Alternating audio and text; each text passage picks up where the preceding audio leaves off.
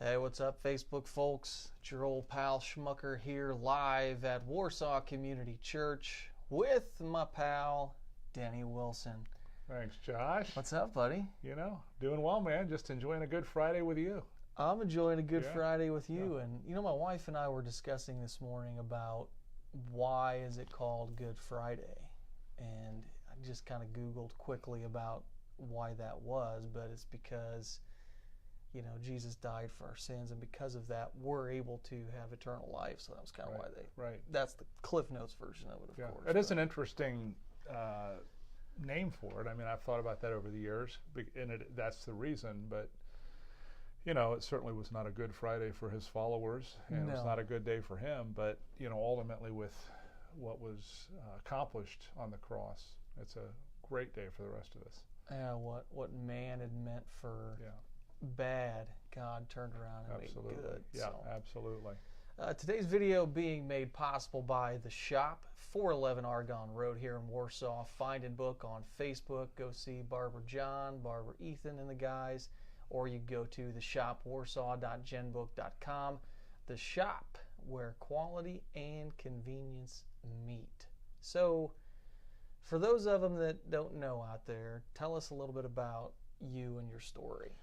Yeah, well, thanks for the opportunity. And by the way, thanks, John and Ethan. I was just there yesterday for my Easter haircut. So I hope that doesn't scare the good customers off by looking at it. But, I do it mostly for the sermon material.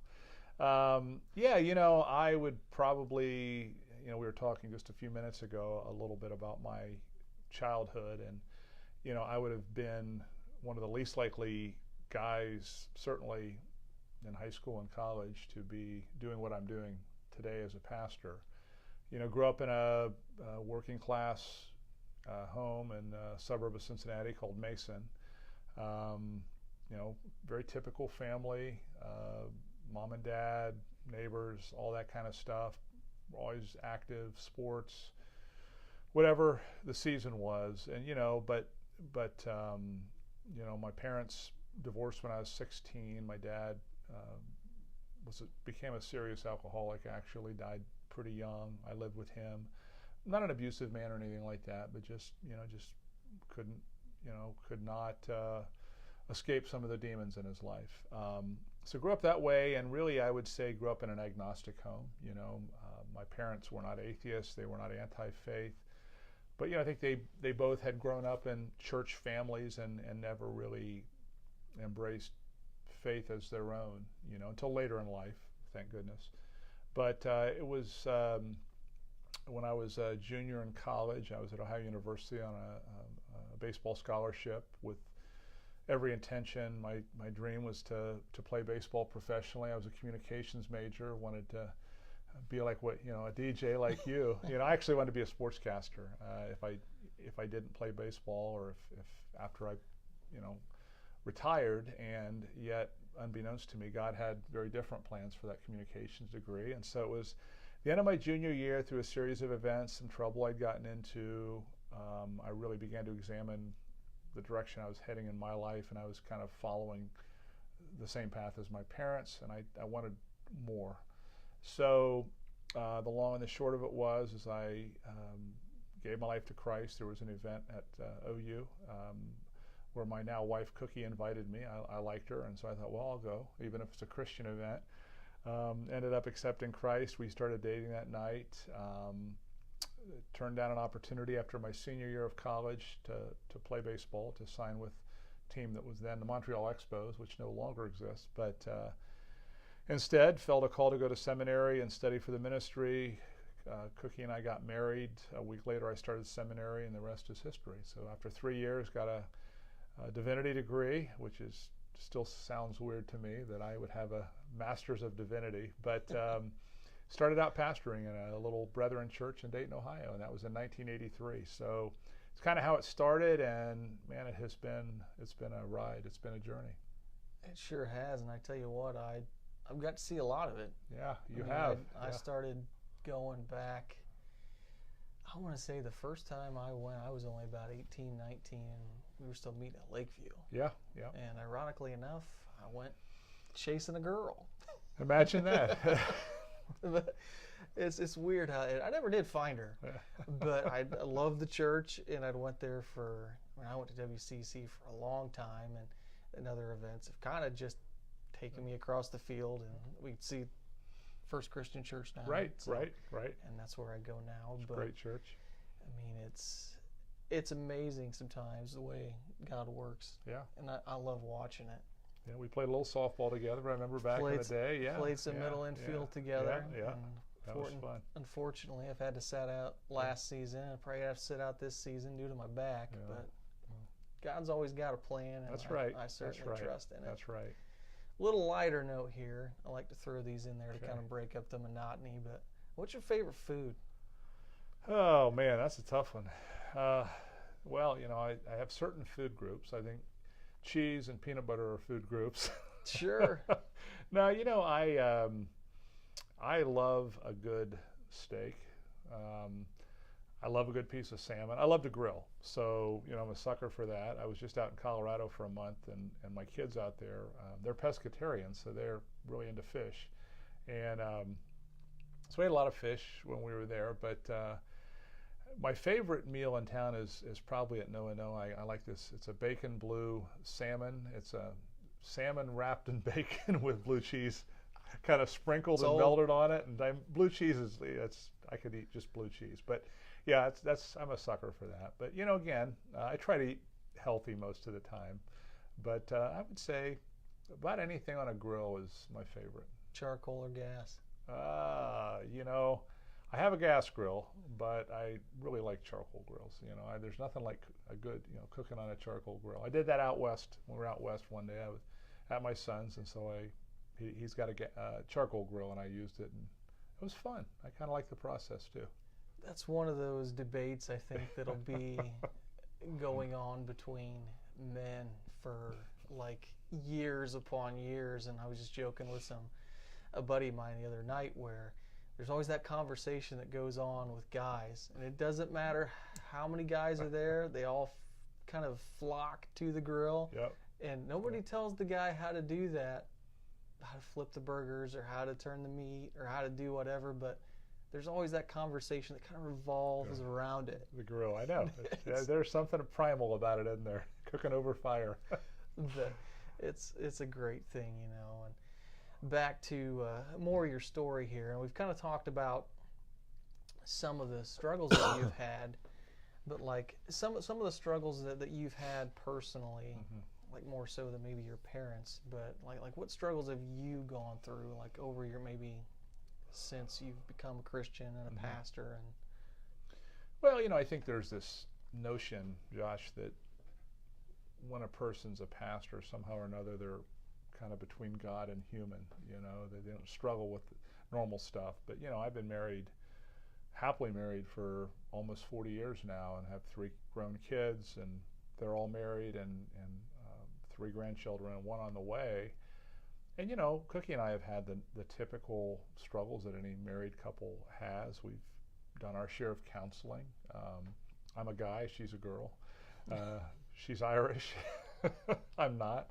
And it's a challenge, but you work through it. And I think I often say this in marriages and weddings, when I'm doing weddings, that just because you don't like each other all the time, as a couple, doesn't mean you don't love each other. And I think it's during those times that your love actually has the greatest opportunity to grow. And I often think in marriage, you love one another, like Paul says, out of reverence for Christ, not because the other one deserves it, not because you feel like it, but because of my relationship with God. And I think that was one of my fears when I got married. I had every intention in the world of being faithful to one woman for a lifetime, but I was scared. Could I do it? Because I saw my parents go through some really hard things which ended their marriage. I didn't have the best track record in dating, growing up. Those are hard. I think the spiritual battles, I think starting out in ministry, a lot of my friends were playing pro baseball and making a lot of money, and I was a pastor qualifying. I could probably qualify for government assistance. I was making such a little amount of money, but I didn't get into it for the money. I think, too, one of the hard things ministry-wise that was kind of shocking for me, not growing up in church, I just assumed that when you were reaching people for Christ and the church was growing, everybody'd be happy. Well, when you're reaching people for Christ and the church is growing, things change, and change is hard for people. And I think those are probably some of the harder times early in my ministry, where I pastored in two more traditional churches, great people, but I felt often like I was pouring new wine into an old wineskin, and so ultimately it led to saying, God kind of leading me to say, why don't you start something new, put together a new wineskin so you can pour new wine in it, everybody would be happy about that. And so, 25 years ago this started, and it has exceeded anything I could have ever dreamed of. But ministry's been hard. You walk through really dark times with people, some of the hardest times of their lives, whether it's a loss of a loved one or a terminal illness or an addiction issue or, whatever it is. And, you get some of that on you, and you want to enter into their pain with them, but you have to be careful that it doesn't become your own issue. But, again, that's life. And I don't find anywhere in the Bible where God promises us that it'll be easy. It'll be awesome, but not easy. It's kind of like the irony of Good Friday, right? Yeah, I think it might have been Jesus that said, "In this world you will have trouble, but take heart, because I've overcome the world." Yep. And I think that's one of the greatest things that helps keep me going. Yeah. And everybody's got their struggles, and part of the reason I do these videos, and with the diverse group of people that I do them, is to show everybody out there that, look, everybody's got their own problems, but you're not alone. I mean, that's the biggest emphasis that I want to put out there to folks, is that, hey, you're not alone. You're never alone out there. You've always got somebody that can share in your pain, somebody that's been down that road, somebody that has the resources or the tools maybe that you need to help you get where you're going. Exactly. And of course, I mean, I don't have all the answers, and I would never try to convey that to anybody, but I tell you what, I can point you to the one that does. Absolutely. So, I mean, that's part of the reason why I do that. And I mean, you mentioned something just then, Josh, that I think is become such an issue in my own heart, and that is this issue of the growing isolation. We might have 500 Facebook friends, but do we really have any friends? And I read article after article, and I see it in my own world, the world I work in and live in ministry, deaths due to despair. People are just feeling isolated and alone, even when they're around people, and they're turning to addictions of sorts, depression, suicide rates. I mean, I think last year in America, there were more people that died as a result of what they call deaths due to despair than cancer and heart disease combined, and it's an epidemic that I see all the time. And just this past week, dealt with an issue involving good friends of ours, suicide of a young man, and had everything to live for, but did not feel that. And if he could have you never know, but if he'd kind of had some people, maybe friends that he could have talked to, I don't know the circumstances, but it's tragic and it's heartbreaking.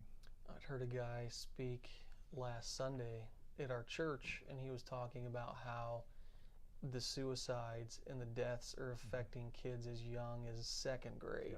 Yep. So I'm going to think about having my own daughter in second grade, and I mean, you typically probably don't think about a child even have to deal with that kind of thing. I mean, what were you dealing with in second grade? Second grade, worried about Power Rangers or something? Worried about whether I was going to watch Alvin and the Chipmunks or Mr. Rogers, or whether the Cubs were going to win. Whether the Cubs were going to win, and whether my mom was going to yell at me because I was throwing a baseball instead of a tennis ball up against the garage door and it's a different world, but it is a different world, and it is, I think, rapidly changing. And I think more than ever, faith is a critical component for people's health and wholeness, and yet, the statistics are staggering in terms of people just walking away from church and faith, and we've got to figure that out as leaders, as Christian leaders, and figure out, okay, what does it look like to reach our world in the next 2 decades?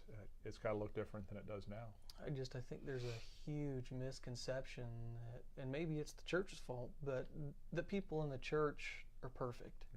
They try to maybe come off as perfect, or try to push perfection on people, and there's maybe more of this than more Yep. this, like, hey, I need to Right. fix here and show you what a relationship with Christ looks like, rather than tell you what you need to do and lead more by example. But I mean, what is it like being a pastor of such a large church? I mean, it's got to have a huge amount of pressure there. Yeah, I mean, there's no question. Like I said earlier, when I started out in ministry, I didn't even know churches like this existed, because not many of them did, and there's been this whole movement of churches, and they're called mega churches or whatever, and that just simply means a church of a certain size. It's all kinds of different shapes and sizes and flavors, but I don't think the dream was never to become this huge church. It was to reach people in this community for Christ. The pressure, like I said, I've got an undergraduate degree in communications and a master's degree in divinity, and yet some days I feel like I'm the CEO of a medium-sized company with a lot of employees, and I'll sit here and go, how did this happen? Because I'll be the first to admit, and people that work with me know that sitting in meetings isn't my favorite thing. I'd rather be out with people, talking about their lives and God and just because I'm a very people-oriented person. But it has its pressures. I mean, I would be ungrateful if I said that the joy of it doesn't far outweigh the challenges, because it does, and I wouldn't trade it for anything in the world. But there are days it's hard. Like I said, it's hard to deal with. Human relationships are messy, and there's this network and this web, and that's one of the reasons I go away for a month every year. My wife and I do, to just kind of decompress and just be Christians, just be children of God, not in leadership. I can go to a Starbucks and not know anybody, and it's great. I'm just a 60-year-old bald guy with gray beard, and people don't care who I am. And yet when I'm in Warsaw, I was just at Owens, and I probably knew 10 people in the first 5 minutes I was there, which is awesome. But because we love this community, this is our home. But you figure the size of our church, about 1 out of every 10, 12 people in town do now attend or have attended here, and which is awesome. And the opportunities you have to really make a difference. I used to ask the question to myself, and then even to the congregation in the earlier days, if WCC left Warsaw or shut down, would anybody really care? Would it matter? And I wrestled with that. Like, I don't know. Now I'm just, every corner of this community is impacted by someone or something related to WCC. And again, many other churches. I don't want to diminish that, the larger church body here, but part of the reason we named ourselves Warsaw Community Church is because we want to be a church that loves this community and is loved by this community. Regardless of where people are faith-wise, I still want them to see WCC as a positive light in our community. So yeah, I mean, the pressure, of course it's there, but who doesn't have pressure? You got pressure. Everybody's got pressure. It doesn't matter what you do for a living. It doesn't matter who you are. There's pressure in life. So, I think I have to remind myself pretty regularly, this is God's church, not mine, and they're His problems, and yet, what's my role? He says it's His church, and He will build His church, and the gates of hell will not prevail against it, and I believe Him. So I'm just trying to be faithful. I really am, and I'm learning. It's taken me a while, but I'm learning just to be faithful in the moment, because I like to plan things, and yet I think God laughs at my plans most of the time. I think He probably laughs at mine too. Yeah. I think you probably see some of the people that I sit down for the interviews with, and I mean, I kind of get nervous sometimes, and I'm like, why? It's just two people sitting down talking that are just trying to have a conversation and help other people. And you talk about the pressure and whatnot. And I know when I hit my 2-year sobriety mark, I'd asked our pastor, Gary Boschane, if I could do our communion devotion, which was all maybe 5 to 10 minutes. But I'm thinking, all the time I'm getting up there and preparing for this. I'm like, how in the world do these guys do this week in and week out? I mean, I'm definitely no pastor, and I have communication experience and talking in front of who knows how many people, but I mean, you start adding Jesus into the mix and whatnot, and it's like,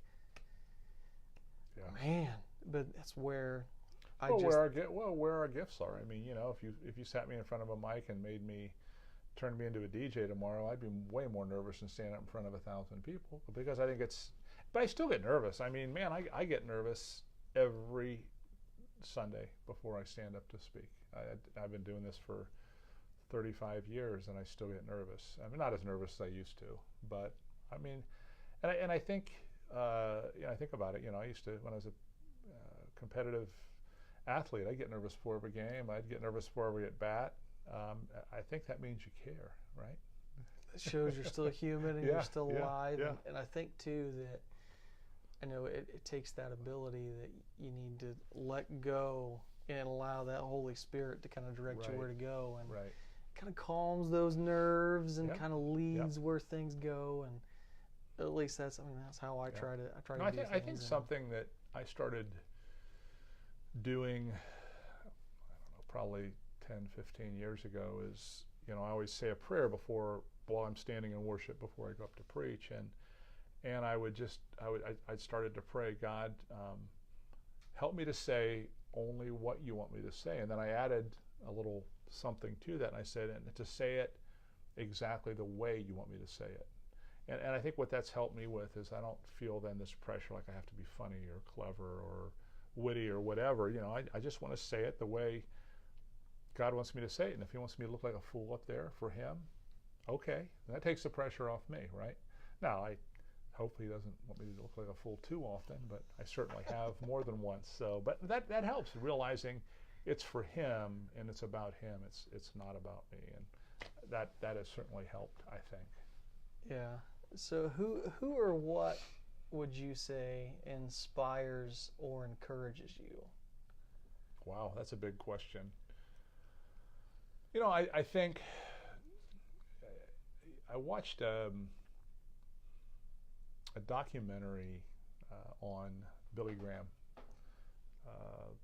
Cookie and I did a couple of months ago, and I don't remember the last time I felt so emotional watching something. Whether you're a believer or not, man, you should watch this. I think it's either on Netflix or Amazon Prime. And it's, 45 minutes to an hour long, and it was just kind of a highlight of his life. And he has always inspired me, even as a kid. Somebody wants tagged. What's that? Somebody wants tagged that happened. Oh, okay. Sorry. That's okay. I'm easily distracted. Hey, there's a bird. I'm inspired by him, not like I put myself in the same category as him, but I think his integrity. The guy lived this amazing life. I mean, he had an audience with kings and queens and presidents and celebrities, and yet it was the same message. It was always about Christ, and he had a sense of humor, and he happened to be a first baseman too, pretty good one growing up, and so that helps. But just his integrity and his focus, and I didn't realize how head on he tackled social issues. There was one part in this documentary where it was in the early 60s, late 50s, early 60s. It was when civil rights were, really at their peak, the civil rights movement, and he was doing a crusade in Arkansas, Little Rock, Arkansas, and they had the stadium where he was going to speak segregated, black and white, and he said, no, I won't ever speak when there's segregation. When he showed up for the meeting that night, there was a rope that had been put to segregate the audience, and he asked the usher to take it down, and the usher said no, and so he took it down himself. And Bill Clinton later would say, as when he was president, that was when the civil rights movement really began in Arkansas, when Billy Graham came to do a crusade, but he did it in the name of Christ, and it was incredible, the different things. And so I would say he inspires me. People like him inspire me, that just they have a single focus in life, and yet he was faithful to his wife, loved his children, even though he traveled a lot. He just represents I think all that is good about Jesus, and I think, you know, men like that, women like that inspire me. He inspires me, you know. But I think his integrity and just the way, the legacy he left, where you'd be hard pressed to find anything bad about him, whether you're a Christ follower or not. He was just a man of God and a man of integrity, and represented the best of the gospel, I think. Yeah, and you talk about integrity, and I know that was, I mean, if we had sat down 4 or 5 years ago, this would have been a completely different conversation. And one of the things I had to realize was that my integrity was shot. I mean, I would say probably if you and I were to walk around Warsaw, we probably know 99.9% of the town. Mm-hmm. And I mean, just the amount of people that you can just feel those looks on you, that it's like, okay, how do we rebuild integrity? Yeah. How do we get that back to where people are going to believe what I say? They're going to hold me true to my word. I'm going to be accountable. Yeah. And not only that, it's I'm going to do what I say I'm going to do. Yeah. I am the same person whether I'm sitting here doing this video or I'm sitting at home in my living room, right, or you see me out at Walmart. And I think that's the biggest thing and the biggest key to why a lot of those guys are like the Billy Grahams, yeah, and the Billy Sundays, yeah, and I mean, some of those guys, the amount of integrity that they hold and that focus, that Christ-centered focus, yeah, that they know the closer they draw to Him and doing His will for their life, the more that light just shines. Exactly. And people want to be a part of it. I mean, one of the mottos that I kind of adapted when I went into my sobriety was that success is not something you pursue. It is something you attract by the, yeah, person that you become. Yeah. Yeah. So it's like, well, okay, so how do I become this person of integrity? So I just started studying business philosophy. Yeah. I started studying pastors, people from all different walks of life, and how they maintain that integrity, yeah, and that focus. Yeah. And that's why I love sitting down doing these videos, yeah, with anybody and everybody, because I want to hear their story. Right. I want to hear how maybe they practice integrity, maybe who inspires and encourages them, and how they get through their day, yeah, and just how, I mean, just basically being the hands and feet of Christ. Well, yeah, and I think, you know, Josh, it's there have been so many scandals and so many examples of moral failure in the Christian community, business community, sports domain, you name it. And I think if there's anything that I am reminded of on a daily basis is, you know, some people are just more naturally good than I am.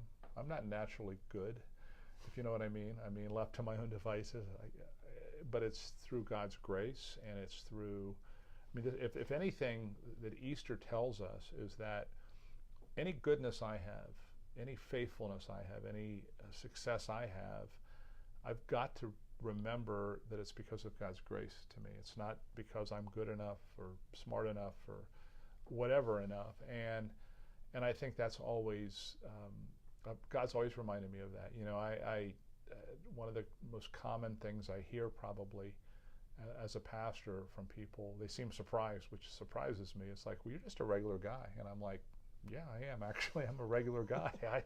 I have my moments just like anybody else, you know, and so I don't know what else to be, you know, and so I think, and my integrity, you know, I know in this church and in this community, my relational equity with people, their trust is all I have, you know, but I think what's cool about it is, you know, your story. I think people seeing a story of redemption in you who knew you before and know you now is one of the most powerful things there is. I mean, think about how the world was rooting for Tiger Woods this past Sunday. I mean, there's some haters out there. I don't know. Yeah. You know who you are, but you know, the guy imploded. He made some really bad choices. But I found myself. We all love to see people come back, right? Mm-hmm. And if we don't, something's wrong with us, you know. And so, why was that of such interest to people? Because I think we like to see people we like their comeback stories. That's why everybody was a Cubs fan 3 years ago, because the lovable losers won the World Series, and there weren't many games I was going to stay up till 1 o'clock, 2 o'clock in the morning for, except for a game between the Cubs and the Indians. That was an epic. We'll never see that again, I don't think. That was incredible. And then the rain delay. I thought there's going to be an inordinate amount of heart attacks in Cleveland and Chicago tonight. But it was pretty amazing. It's pretty fun. Sorry, I digress. No, that's okay, and I think you talk about that, and I think one of the reasons that people like that and they like the stories is because it gives them hope. Right. It gives them hope that, hey, look, the Cubs, after 108 years, won the World Series. Yep. I mean, Tiger, I've been a Tiger Woods fan since a long time. Yeah. And there was kind of that period where, the rough period, we'll call it. And he had all the surgery, and people didn't think he was ever going to play golf again. And I talked to somebody the other day, and they're like, Tiger Woods still plays golf? It's boy, he does. Yeah. Well, he just kind of won the Masters on Sunday. But I think they love seeing that comeback story. Right. They love seeing that hope, because I think it then gives them hope that, hey, look, even a wretch like me, you talk about Amazing Grace and just the song, it gives everybody hope. Yeah. I think that perpetual hope that people have is what kind of keeps me going. Well, I think that's, I get calls, emails from pastors all the time. What's been the secret to WCC? How do you do this? How do you do that? And I wish I had some 5-step formula I could give them and say, if you do this, this will work. But I think a lot of whatever success that we've had here, if you want to call it that, effectiveness, has been that from day one, we're like, we want church to be normal, so that people, so that the traditional and typical obstacles can be removed, so people can see Christ. So anybody can feel comfortable walking through these doors, even if their motives are to find that girl when they're 18 years old. That's okay. You're here, right? And have a place where they feel loved and accepted and welcomed, like I think Christ would. And I think that's why the sinners always seem more comfortable around Christ than the religious people. Now, does God want us to pursue holiness and all of those things? Of course he does. Does he want us to live healthy lives? Absolutely. But our relationship with God is not dependent upon our goodness or what we bring.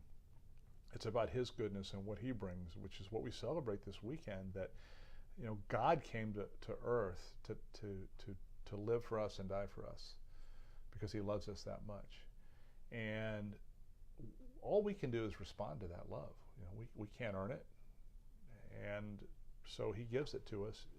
And he's saying, here it is. Are you willing to accept it? And I think that any good thing that has happened in this church has been because we have died on that hill. And sometimes taken criticism for it. We're church light. People can dress any way they want. That's not a big deal anymore. But when we started, it was, you play rock music, you blah, blah, blah. Anybody can come. You can drink coffee in the auditorium. Right. You can just come here and be normal and know that you're loved by God. And then know that you have the option to respond to that love, which is life-changing and life-giving. And I know, Josh, I'm sure in your story of sobriety the last 3 years, it's God's grace that has changed you, not you just being disciplined enough or being good enough. Oh, there has to be that transformation. Yeah. I would be 100% remiss. Yeah. My wife kind of gives me a hard time a lot because she's like, you never take any credit. I'm like, because it's not mine to take. Yeah, right. I'm like, it's all because of God's glory that I'm where I'm at. There's moments, and probably anybody that's ever struggled with any kind of addiction or sobriety that, you think about going back. Sure. You think about, like, on a sunny day, I used to love going out on the golf course, grabbing a 6-pack, cigar, playing golf, or just sitting out on the porch, having a glass of whiskey and just enjoying a sunny day. And it's the sunny days come back, this time of year starts getting nice, and of course those thoughts come back. Of course.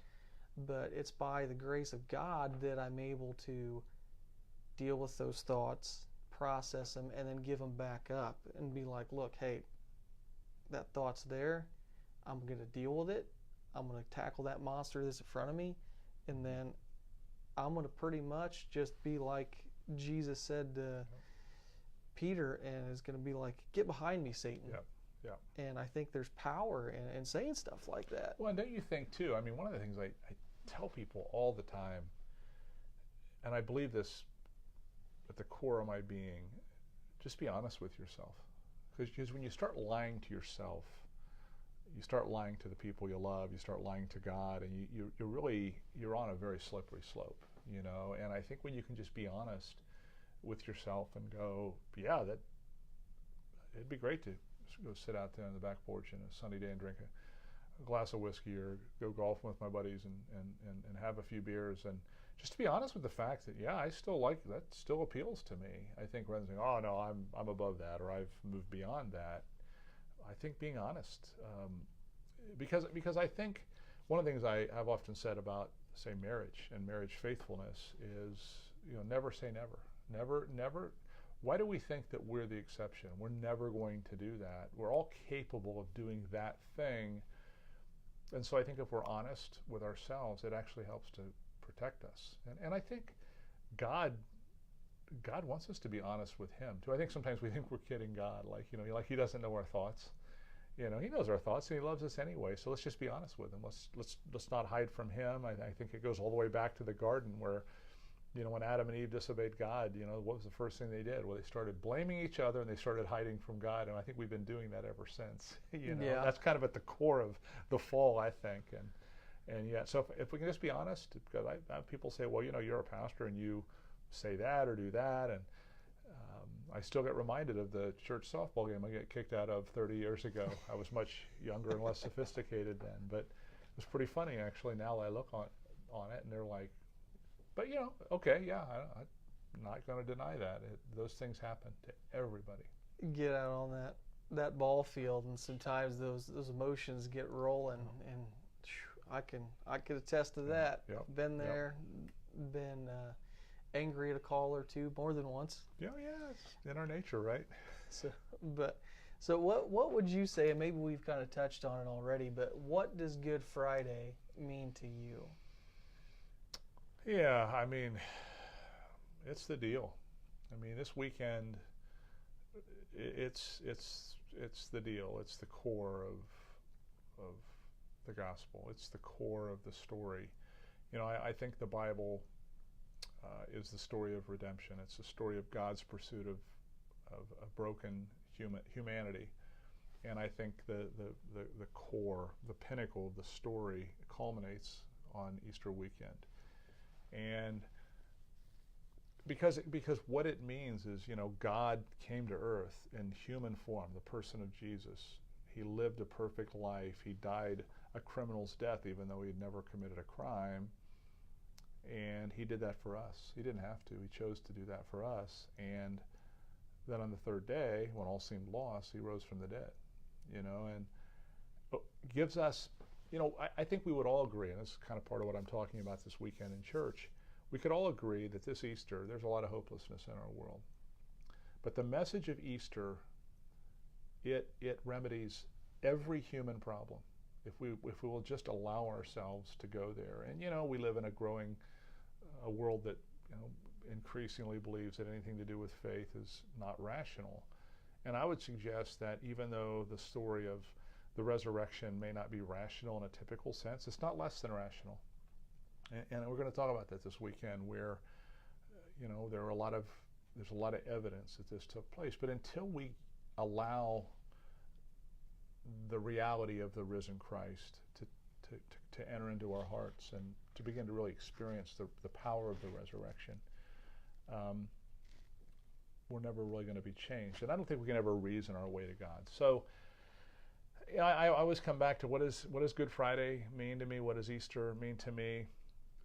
It means this to me. If I were to make up a religion that I would want people to believe logically, it wouldn't be this one. Christianity is unique in that we believe that the God of the universe, the creator of all things, came to earth and died for us. Every other religion believes that we, the creation, exist to serve at the whim of that God. And yet our God came and died for us. And it's interesting in Paul's letter to the Philippian church in Philippians chapter 2, one of my favorite passages, he talks about Jesus, who being in very nature God, did not consider equality with God something to be grasped, but rather took on the nature of a servant and died for us. And I think we read that thinking, well, in spite of the fact that Jesus was God in very nature, he died for us. That's not at all what the language, the Greek language means. It means literally, because of the fact that Jesus was God, by his very nature he was a servant. Of course, God, being the loving God he is, would die for us. That's what Easter means to me. That's what Good Friday means to me. Not in spite of the fact that God is perfect and is God, he died for us, but precisely because of the fact that he is God. In very nature God, he died for you and me, knowing full well who we are. And really that's the gospel. That's Easter. That's why I do what I do. That's why you do what you do. That's why our lives have been changed. So that's the story, man.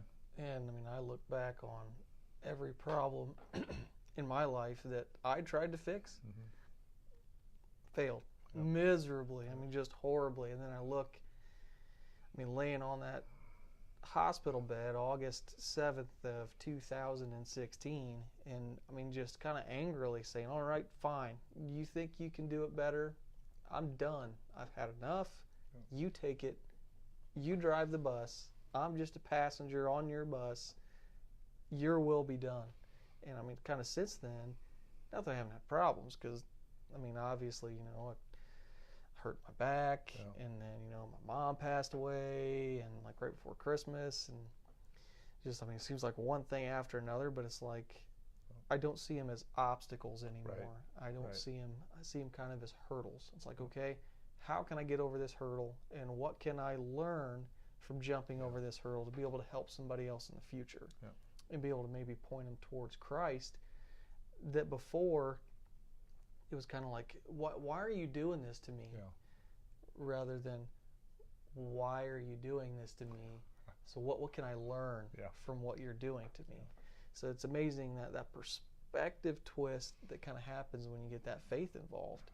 And I think that when it comes to sobriety, or when it comes to any kind of obstacle that we have in our lives, it's all about that perspective twist, just that little bit of difference that you have in there. It makes a huge difference. I mean, you know, I think we do live in a world, I see people become disillusioned with God because somehow or another, maybe we've done them a disservice.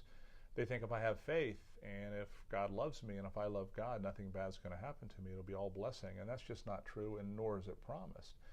And I think that what faith does is, no matter what happens to us, heaven's going to fix it all. It's going to make it all better, you know. And is that satisfactory information to a person who's lost a child or a spouse, or who's been diagnosed with a terminal disease? Not in the moment. It doesn't fix it in the moment. It doesn't make your pain go away, but it gives you hope beyond life, that you're not always going to feel this way. This is, you know, death does not get the last word. God does. And that's kind of why we're gathering this weekend, to celebrate the fact that death does not win. God does. Exactly. And I think somewhere, maybe, I wish I was better at the Bible scripture stuff and know exactly where it's at, but I want to say maybe it was James that talked somewhere where either in this life or passing through the next, you'll be healed. Yep. And I think sometimes we forget that when we're praying for a loved one or somebody that's struggling. We want that healing. And it might not come the way that we want it, but it always comes the way that God knows that it needs to happen. Well, you know, one of the passages you often hear is Romans 8:28, all things work together for the good of those who love Christ. It doesn't mean everything that happens to you is going to be good, but it means ultimately God's going to turn the worst of situations into something better. And it may not be this side of heaven. And I don't ever promise that to people, because God doesn't. You know, you go through certain losses in life, and it's a new reality till the day you die. I mean, you know, and so But God will be there with you. He walks through it with you, and ultimately you will be healed. And I once heard this a long time ago, and it makes sense. It makes more and more sense to me the older I get. Death is the ultimate healing if you have faith in Christ. So I got no qualms whatsoever about dying and going to heaven. I think it's great. Yeah. I mean, I don't really want to go now, but if it were to happen, Yep. okay, Yep. I'm all right with that. I get Yep. to spend Easter with Jesus. I'm absolutely, good with that. absolutely. So, how have you balanced like work, being a dad, being a husband, and now a grandfather? Mm-hmm. I mean, actually, by the gray there, Yeah, well, you can tell. Yeah. I try and trim mine out, but I don't. I gave up. Oh, how do you balance that? Priorities. A long time ago, I made a list of priorities. I read somewhere. I'm sure it wasn't my idea, but read somewhere. Come up with life priorities and stick to them. And so, my priorities for as long as I can remember have been in this order. I think it's guided my life, and I think God has honored it. God first, and then I'll explain me second. mm-hmm. My wife, my children, and my job. And my grandchildren, of course, are with my children. And so people are like, well, why would you put yourself second, head of your family? Obviously, you put God first for a reason. Without him, I'm a failure at all those things. I put myself second because if I'm not healthy, if I'm not in a good place, how am I going to be a good husband? How am I going to be a good father? How am I going to be a good grandfather? And then, how am I going to be a good pastor? Now, I think I put friends in there like after my family, but for me, I used to kid that I think God gave me a bit of sanctified laziness. I know a lot of pastors, a lot of people are workaholics. I'm not. I work hard, but rarely do I work more than 45 or 50 hours a week. And I feel like people that, those of you listening, sometimes you have no choice. But I feel like be efficient. Get in, don't procrastinate, do your job, and then try to leave it. Now, of course, I can be on call anytime if an emergency comes up or something like this. But I've always been very, very protective of my days off, my vacation time, my family time, all of those things, because I think God creates a Sabbath principle where we need to build into our lives time for rest and renewal. And sometimes you say no to things in order to say yes to more important things. And I made a commitment. I've seen it happen too many times. I'm not going to sacrifice my marriage. I'm not going to sacrifice my relationship with my children or my grandchildren or my friends for the sake of my job. And I think God has honored that. So that's how I balance that. I'm not perfect at it, of course. I'm not perfect at it, but I asked my kids, my grown kids, who are all gainfully employed and don't have to, they can answer me any way they want. We were together at Christmas a few years ago, and my wife Cookie likes to go around the table and just say some nice things or whatever, or special things. And so I said, hey, can I have a turn this year? And I said, kids, you got nothing to lose by this. I said, none of them live in town. I've got one in Denver, one in Nashville, Tennessee, and one in Indianapolis. And I said, do you kids have any damage? Do you feel like you have any baggage from growing up as a pastor's kid your dad being a pastor of a large church in a small town? And they all went around and said, sometimes people expected things out of us because of what you did, but we never felt that from you and Mom. You always let us. We felt we knew what the rules were, we knew what was important, but you let us live normal lives, and so I think they all said they have good memories of growing up in Warsaw and, hanging out at ball. I was playing Little League and Pee Wee football and soccer at the KCSL or in KCSL out at the CCAC and just, going to school dances and proms and friends and normal things. And I'm very grateful for that, but they always knew that Christ was important to us and that, we had certain expectations, like I think any parents would, but they don't have resentment from that. So that to me, I said, All right. And so I always used to kiddingly say, when my kids are adults, I have three hopes. One is that they would have faith in Christ. Two is that they would be my friend. And third, that they would never talk about me negatively in counseling. So I don't know. I don't know if they've talked negatively about me in counseling or not, but I'm sure I've damaged them some. But again, priorities. It's priorities. Yeah, and I know one of the first quotes, another one that I kind of adapted. I'm a quote guy. Yeah.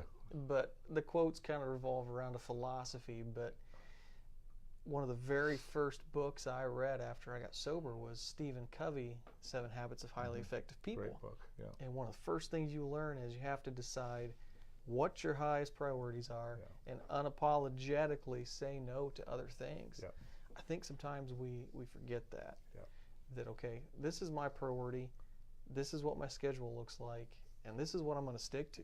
Yeah. And sometimes that does mean saying no to other things. It means telling somebody that, hey, I would love to, but I promise this person. Yep.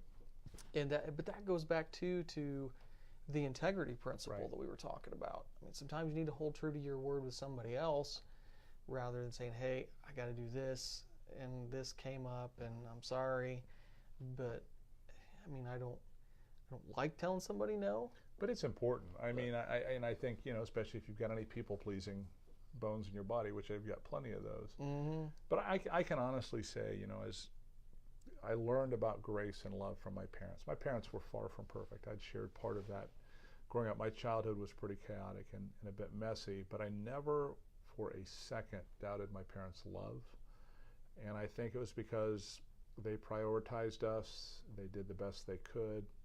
And so when I came to Christ, it was easy for me to see that God loved me because my parents loved me so well, and so that part was an easy step for me. Now, boundaries and rules was another story. I didn't have too many of those growing up, but those came along later.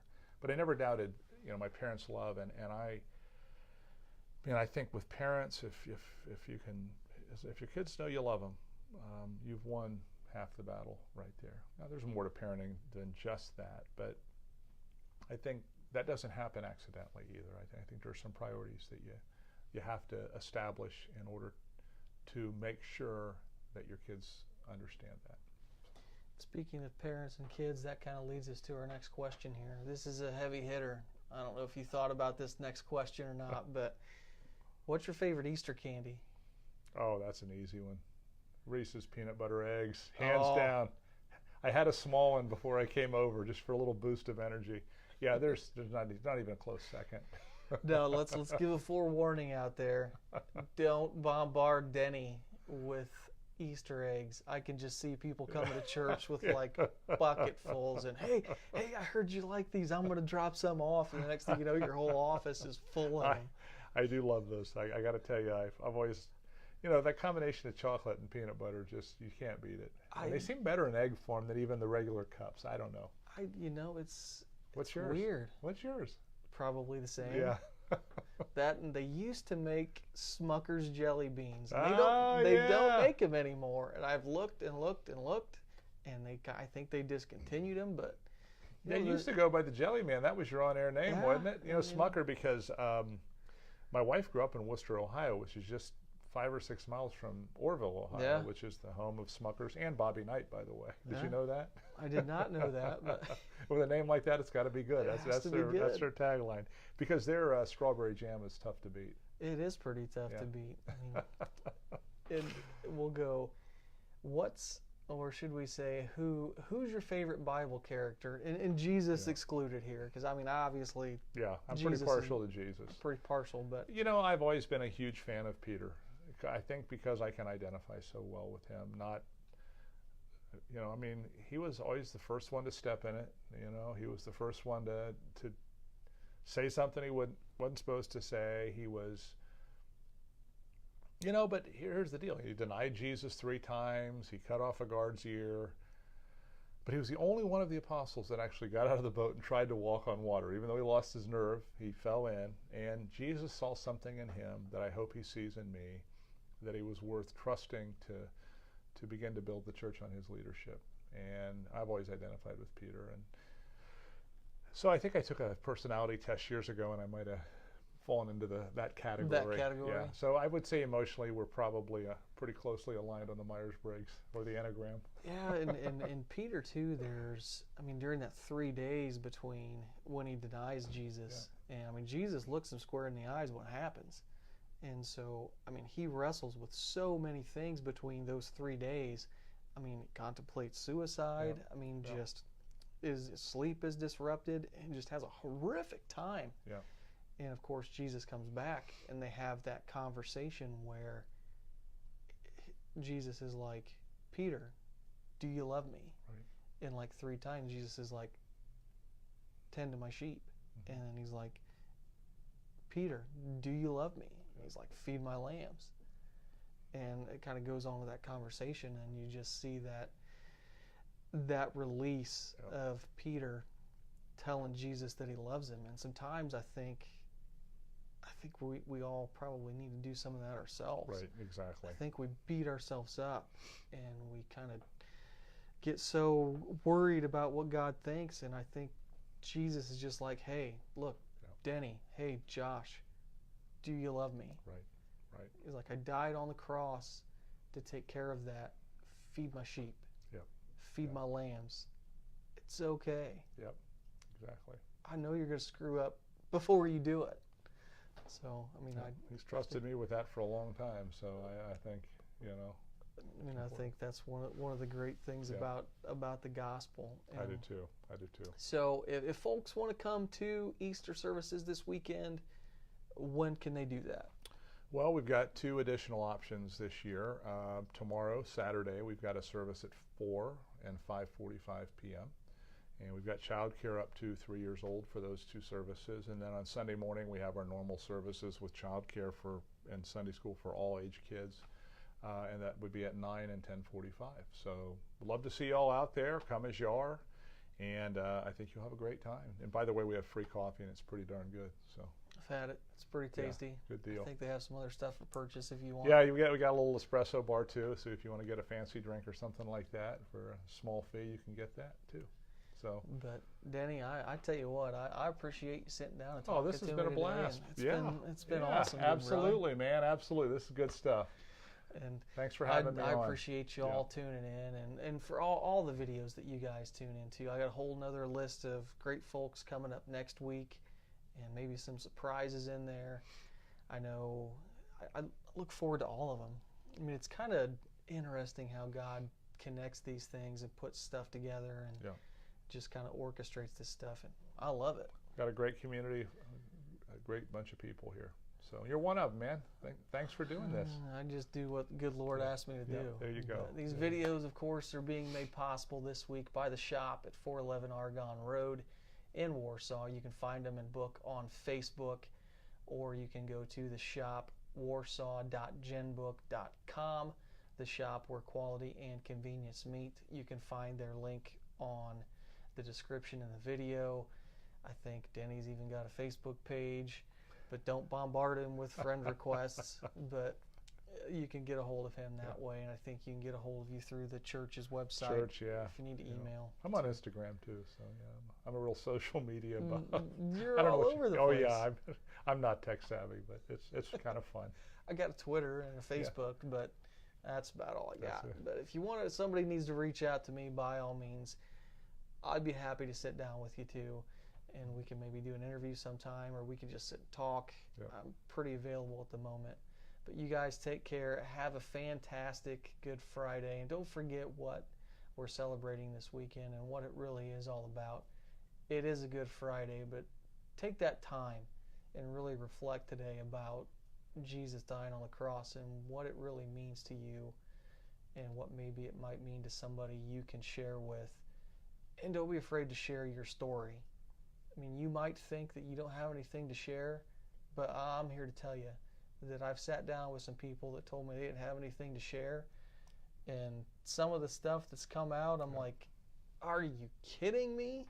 It's like, how in the world do you not think you have something to share? But whatever you do have to share, somebody out there needs to hear it, so don't be afraid.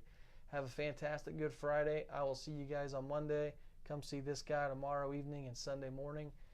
Take care.